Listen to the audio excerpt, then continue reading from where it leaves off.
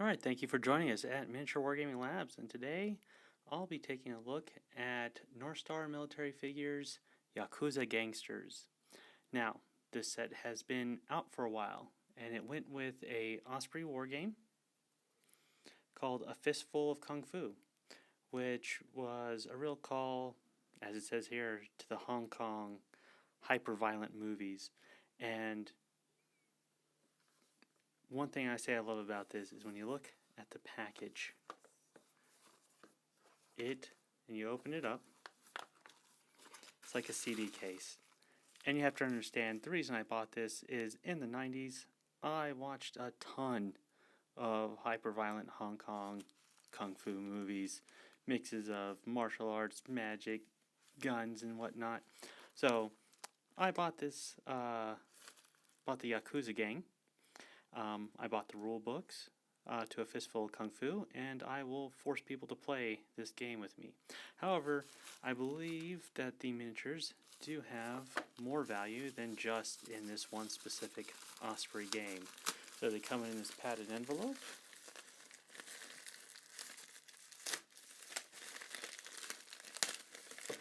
And so we have our metal minis right here. Now let's get these cleaned and sorted and see what they look like. So we have my Yakuza Gangsters based. I use 25mm bases from Games Workshop. The reason being is this is how I have based pretty much all my modern and ultra-modern miniatures for games of Spectre Operations, Zona Alpha, Reality's Edge, and that's just to keep them consistent. So if I want to play A Fistful of Kung Fu or Spectre miniatures, everything's based the same. So that's why I based them this way. So first thoughts, mold lines, actually really decent. Sculpts, really good. They're all single piece casts. So pull them out of the box, clean off the mold lines, stick them to their base. Later I'll go around and use milliput or green stuff to smooth the transition from the metal plate that they're cast on to their base. But I wanted to start with the leader here. Originally when I saw the picture I thought this was an umbrella. It's actually a sword. So he has his submachine gun and sword, and he's done up in the proper black trench coat, black suit and tie of a John Woo film. So not a lot of detail on the black, but this does look like from a 90s kung fu film. Then you have the three henchmen. So these are your Yakuza guys. They're no longer associates. They've made their bones, so they get the right to wear fancy black suits and carry submachine guns. There's a little bit of cleaning that you've got to do around the magazines, just the way the mold lines run. But most of the mold lines are on the tops of the shoulders and the tops of the heads. That's where they got to get cleaned off. So these will be real easy to paint up, 2 or 3 colors, and be good to go.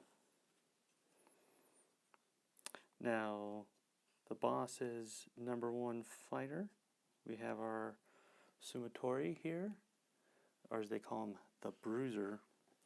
And I've never really painted tattoos, but this will give me a chance, as that's how it's shown in the box.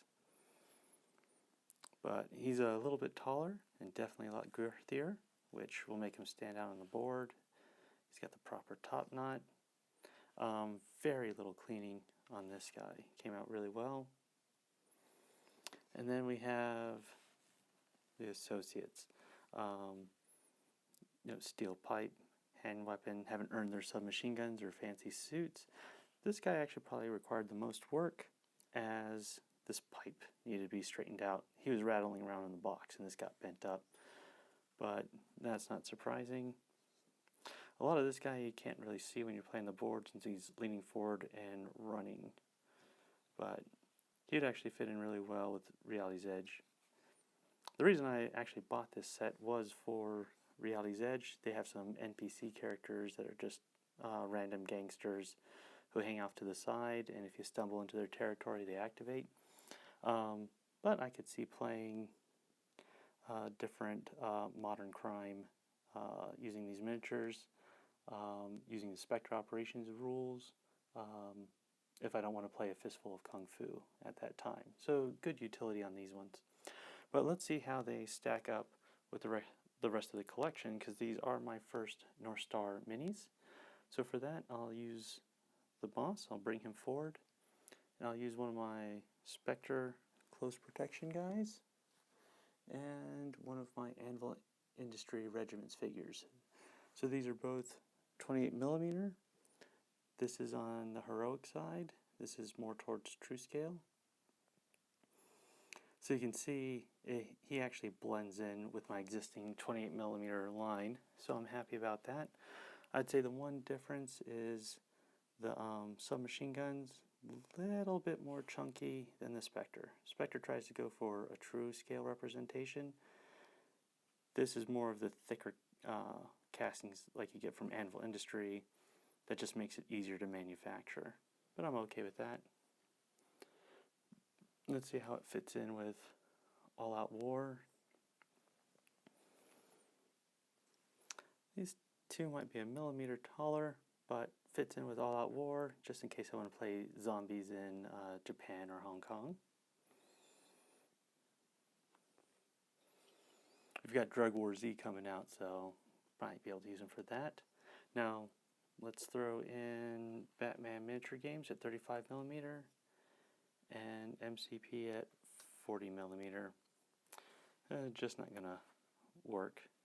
Just too short compared to those two guys, but I was expecting that and I'm okay with it.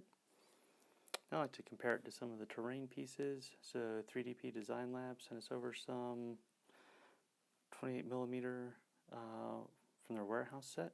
So this is 28mm box with pallet and pallet jack that comes out. So right scale actually looks like you use the pallet jack, but a lot of my board that I use for terrain is some of Aaron's MCP. So let's see how these guys look in front of the Daily Donut. And another reason why I put everyone on the higher bases than just using pennies is because when you blend it with the 3-inch tall MCP terrain, which we've done videos on before, fits in very well with 28mm. These figures actually work really well. So you could, if I change out the sign, I can make this a little kiosk stand in Hong Kong or Kyoto. And let's try the cars and the garbage truck, just in case they're running a racket with the garbage men in Hong Kong. So, once again, 28mm, 40mm cars and buildings from the MCP set. These guys will fit in. So it looks like these guys will fit in perfectly with my running 28mm theme. So I'm happy about that. They give a different flavor and touch to the boards. So anything from 1980s, 90s Hong Kong hyper-violent film games up through anything inspired by cyberpunk, Blade Runner type. These guys would work in, which is how I've designed a lot of my terrain. So I'm happy with that. And at $30 for this many guys, that's under $5 a miniature. For quality sculpts, really good price, definite buy. Alright, well thank you for joining us at Miniature Wargaming Labs, and we'll see you next time.